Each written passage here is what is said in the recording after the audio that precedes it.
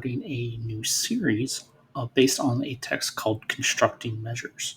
And so it'll be a really, hopefully, a pretty long series based on a book titled Constructing Measures by a great researcher named Mark Wilson. So today I'm going to talk about the very fundamental question of what is measurement? I mean, this is a pretty broad topic and something that a lot of actually entire length textbooks have been devoted to. And really, it can be couched in a bunch of different ways. And then one of the kind of classical definitions is looking at, well, it's the assignment of numbers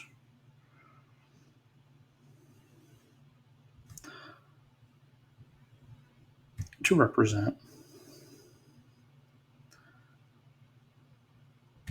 properties.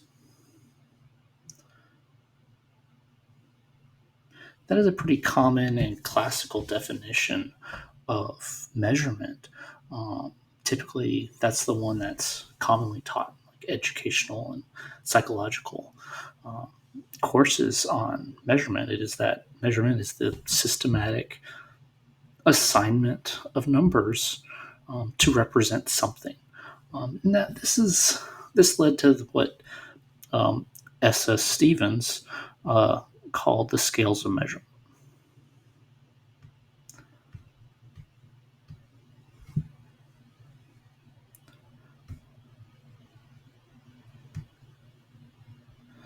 And so the scales of measurement are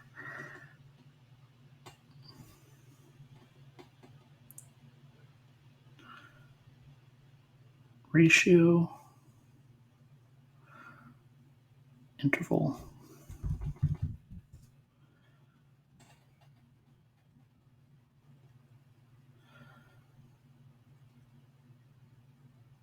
ordinal, and nominal.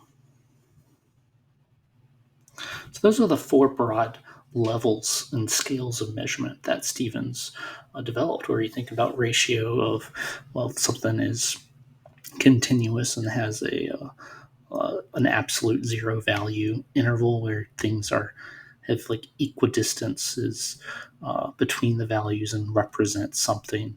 Ordinal, typically meaning that we can assign some type of order, but the values and distances between values is suspect, and the nominal is just discrete categories.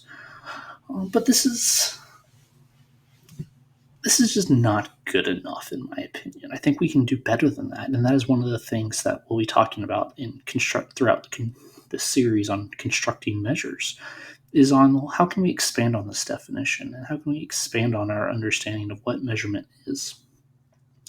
A better definition of what we mean by measurement is what incorporates a lot of the kind of empirical and decision-making aspects that is the measurement process.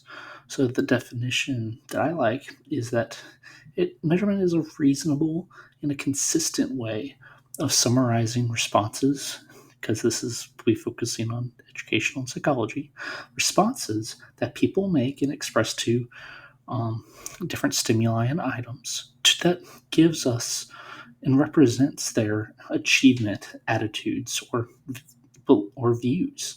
And so this really taking that definition of just assignment of numbers and really encapsulating the inferences we want to make. So measurement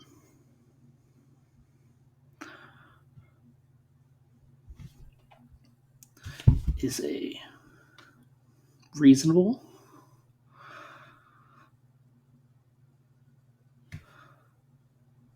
and consistent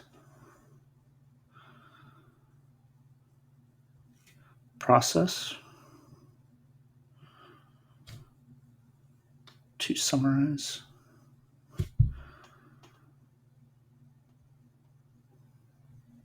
responses to items or stimuli to express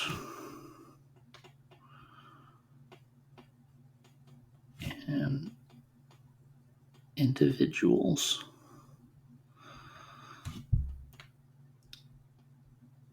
attitudes or views.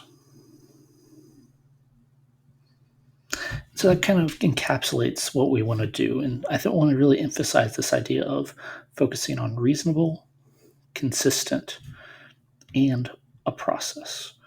Because measurement at its heart is a process.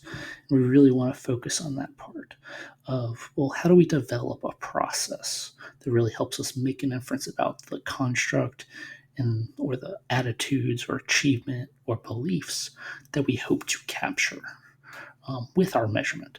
So that's what this series will end up focusing on, is how can we move past this just idea of how do we create orders or how do we select a scale, but how do we create an entire process to help us moving past a simple, just descriptive approach to measurement and moving it in towards well, how do we develop a process for our purpose and moving it in a much stronger direction to help us have better beliefs and better understanding of what we want to make an inference of. Look forward to continuing the series and moving forward.